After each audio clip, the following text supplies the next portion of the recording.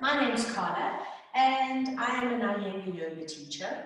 Now, when you first decide to begin yoga, it can be quite intimidating looking at all these poses or pictures of poses online or people doing all these incredible feats of flexibility and strength and twisting themselves into pretzels.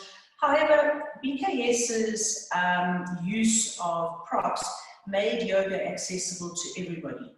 He himself was not very able-bodied when he first began practicing yoga. So no matter where you are on your yoga journey, if you're just beginning or perhaps you're trying to reignite your practice and you feel a little bit weak or tight, then making use of props is a wonderful way of getting into poses, getting better alignment within the poses, being able to hold the poses for a length of time to possibly explore and delve a little bit deeper into poses that you find challenging. So don't be intimidated by the yoga poses, don't be intimidated by all the props, but these are here to assist you, and you don't need classic yoga props. You can improvise, get creative. I believe Guruji once did a back bend over a bicycle. So anything that helps you getting into a pose is a good use of a prop. First and foremost, you have the yoga mat. There are many different types of yoga mats out there. You don't actually need a yoga mat.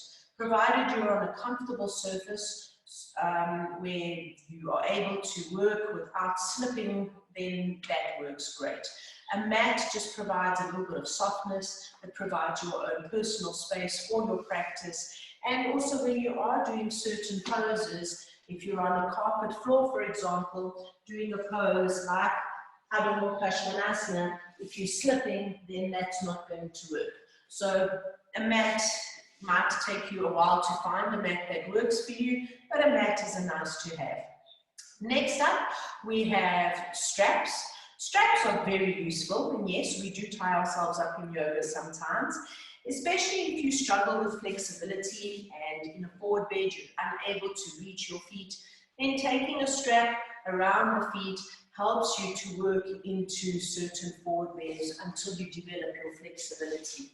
Even in supine poses, using a strap assists you in getting from a place where you are maybe a little bit tight to eventually working towards reaching your foot.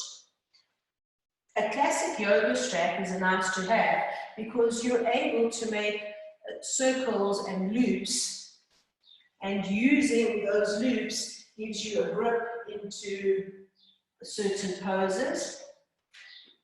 A big loop, for example, can assist you in holding a challenging pose such as Paripurna Navasana, where once you have the strap on, you're able to hold the pose a little bit longer than what you possibly would normally hold the pose and get a little bit of just exploration into that pose, the feel for that pose.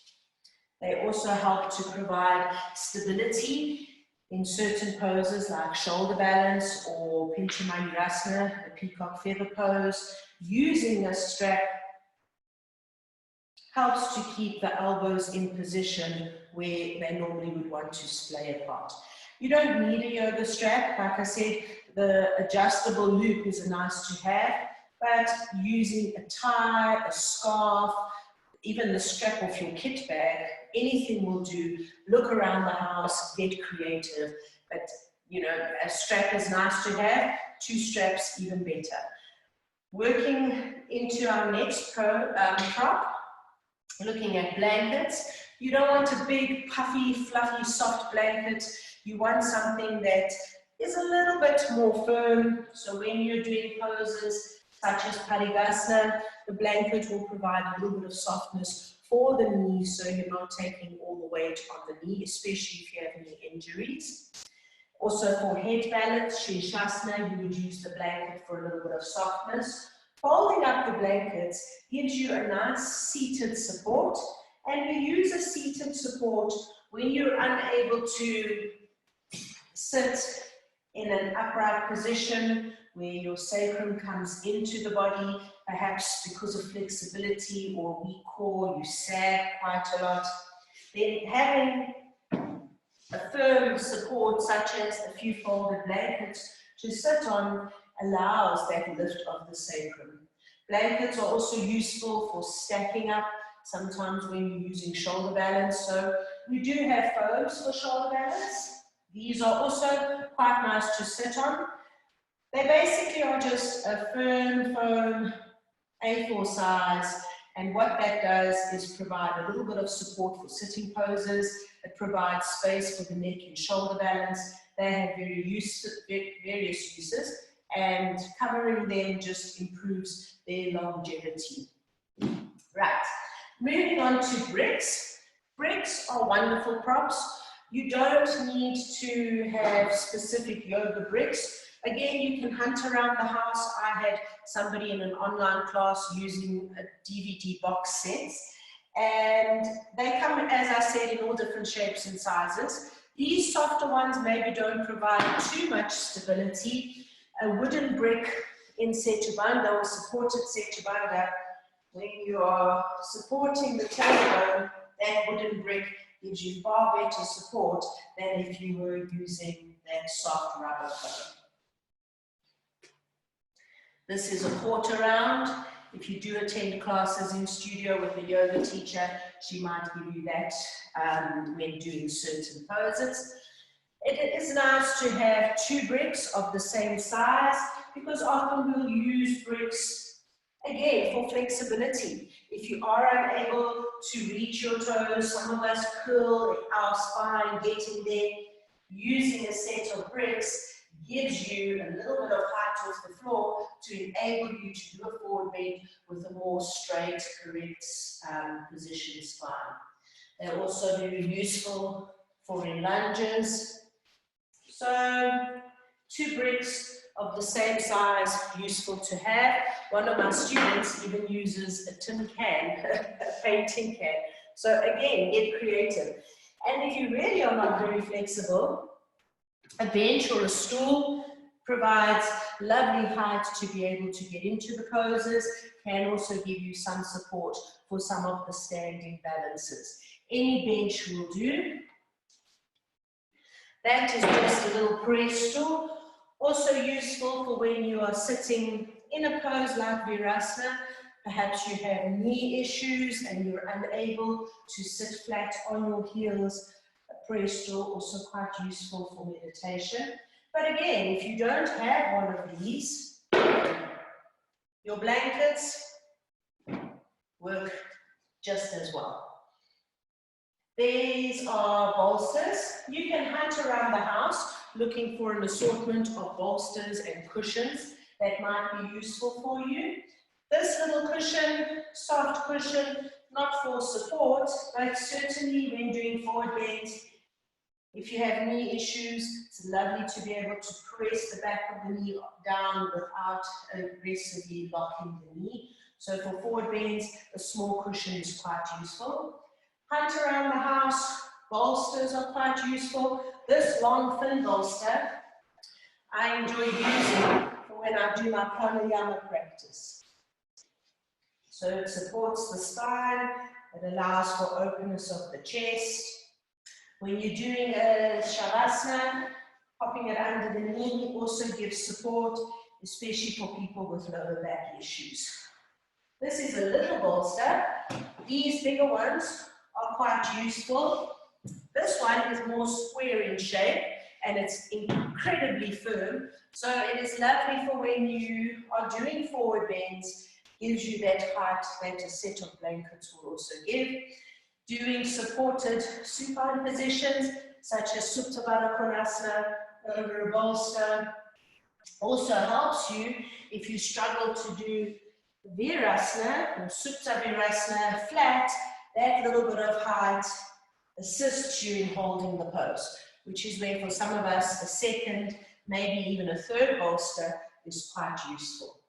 If you have two bolsters, this firm one coupled with the soft one is a lovely way of doing also a supported Setubanda, commonly called cross bolsters, this position, opening up across the abdominal region, giving a lovely openness to the chest. So when you are hunting around for cushions and bolsters, they do need to be reasonably firm.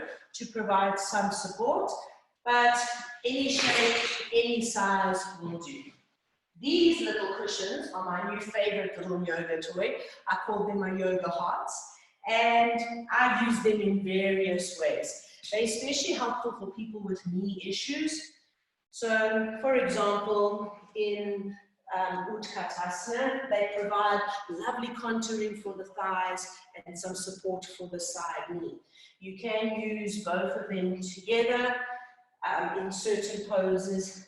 Again, like Supta Baddha Konasana, if you do have tight hips, supporting the outer thighs, they give lovely support. And even in Shavasana, instead of a folded blanket for the head, they are just the most comfortable way of doing Shavasana. So I do have many other ways that I use these little yoga hearts. A chair is nice to have. The chairs also provide support.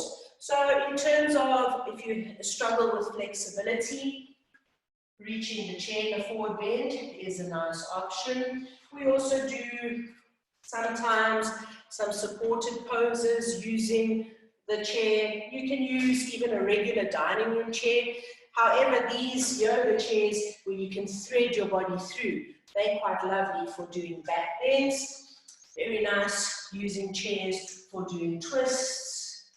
Lots of lovely poses you can do even in your office chair. The other bit of prop that provides good support is a good old wall. In a yoga studio, you might find some ropes. The ropes are used in various ways, sometimes as sets, sometimes individually with extensions, so that your teacher will instruct you on. A wall is a great support. So for example, when you're doing a pose like Trikonasana, Uttita Trikonasana, done with the support of the wall, encourages the openness of the chest, gives you that alignment, that feeling of alignment from the back of the head to the tailbone.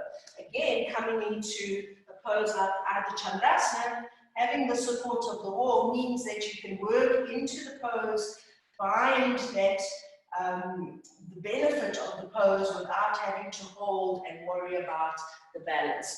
So a wall is a really great teacher when it comes to support, alignment. If you're mopping your floor, even a stick can be used as a support. Placing it in the back ribs to create some openness and lift of the chest. When doing poses like Trikonasana, and you want to keep that extension of the spine, using the stick to guide the length of the spine, the alignment between the back of the head and the tailbone. Also, lovely yoga prop. So, look around the house. Go scratch around your bookshelf. Look in the garage for any possible tools that you can use in your yoga practice. The step is lovely. Also, a lovely way of working. For example, if you have some steps in your home, then you might be able to use the steps to progress from a forward bend into a deeper forward bend until you can make it to the bottom. Also lovely to work things like lunges on the steps. So look around the house. You don't need any classic yoga props to be able to do Iyengar yoga. Iyengar yoga is just yoga that is accessible to everyone. So when you look at these fancy yoga pictures on Instagram and you think, good heavens, I'm never going to manage that, absolutely. Look around, all these poses are accessible to you. At least just a shape of that pose. So you might not get into all the poses, and that's also okay. Another nice to have, an eye bag. So when you come into your Shavasana at the end of the class, especially if you find it difficult to close your eyes, if you find that you struggle to focus, drawing your attention inward, then an eye bag takes light out and gets that quietness in the eyes. Right, so enjoy looking around for props, enjoy playing with the props and the yoga poses, and I hope to see you in class sometime. Namaste.